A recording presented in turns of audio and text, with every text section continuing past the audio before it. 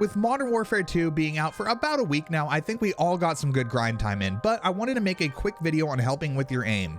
I'll go over everything you need to know, from settings you have to change to different aim drills to help with accuracy.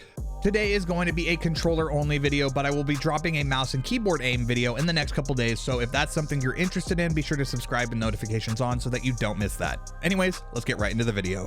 My name is LJ, and welcome to Battle Royale Guides. So first up, we're going to go over dead zones. One thing I've noticed is a lot of people are overwhelmed by how many settings there are in Call of Duty now, and so some people just leave most of them on default, but dead zones for your thumbsticks are something you gotta change ASAP. The value you choose for your dead zones will depend on your controller, but what you want to do is load up a private match and lower this number until you notice stick drift. And once you see you get stick drift, make sure to raise it by 1. You basically want to get this number as low as possible without any stick drift, and it will make your inputs feel snappy and more controllable. So next up is FOV plus ADS field of view. So this has been in previous videos of mine, but I just wanted to make sure you change it. Your FOV is up to you and what's comfortable. I have mine set to 120, but you have to change the ADS field of view to affected. What this does is it makes your visual recoil seem a lot less and smoother, and makes it much easier to see and aim while firing your weapon in game. Trust me, you've got to change this setting ASAP if you haven't already. I think I broke the swans. Oh, we're still back here.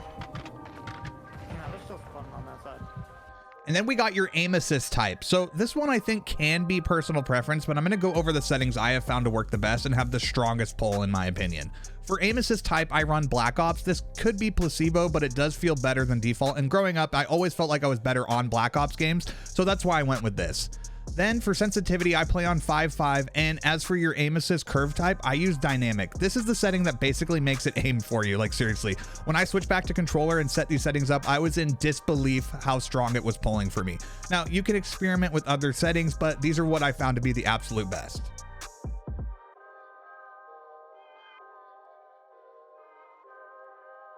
And next up is your monitor refresh rate. This is for the PC crowd gaming with controller, and I've gone over this before, but I want to go over it because you would not believe how many people check to see what the refresh rate is, and it's set to like 60 hertz the whole time when they have a 144 hertz or higher monitor.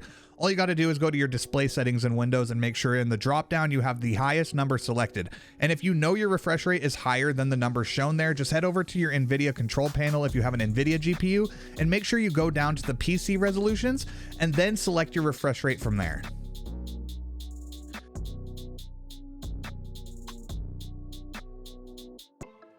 All right, and then last, we're going to go over aiming with your left stick and then also centering. We'll just mix this one into one tip. When I say this, I don't mean you literally switch your thumbsticks to aim with the other one. What I mean is when you're shooting, try to use your movement to your advantage and not do all the work with your right thumbstick. Having to move less with your right thumbstick makes it easier to hit shots, and it also kind of makes your aim assist stronger when you're moving. To explain what this would look like in a real scenario, let's say you're aiming at a guy running from right to left across your screen, and as you're aiming on him, move your left thumbstick in the same direction that he's running while you're aiming on him. This just makes it so you don't have to move your aim too much, and at the end of the day, it makes it easier to aim. This can be applied in many different situations, and getting into the habit and learning when it's best to use this method of aiming will work wonders for your gameplay. And as for centering, this one is pretty straightforward, but it's something a lot of newer players kind of just forget sometimes, so I wanted to add this to remind any of you who don't already do this to start doing it. Centering is keeping your aim or reticle at around chest to headshot area wherever you go. A lot of players aim down when running, and then when someone comes around the corner or they see someone they want to shoot, they lose a second of valuable time in that fight just to first aim up and then ADS. Now, if they already had proper centering, they could have easily just stopped sprinting and then just ADS and be ready to shoot. It's a super simple tip, but you'd be surprised at how many people just don't think of it. So if you don't have good centering right now, start making a conscious effort to fix it and aim higher. All right, guys, that's going to do it for today's video. If you enjoyed, don't forget to drop a like on it. And if you haven't already, be sure to smash that sub button and notification bell so that you don't miss any uploads, and don't miss that aim guide for mouse and keyboard we're going to be dropping soon. Also, I'm streaming a ton over on my personal channel now, and in the middle of grinding camos and switching back to controller for a while. So if you're interested in that or have any questions or things you'd like to talk about, head on over there and subscribe to that channel. I'll be putting the link to that in the description below. As always, I hope you all have an amazing rest of your day, and I will see you in the next video.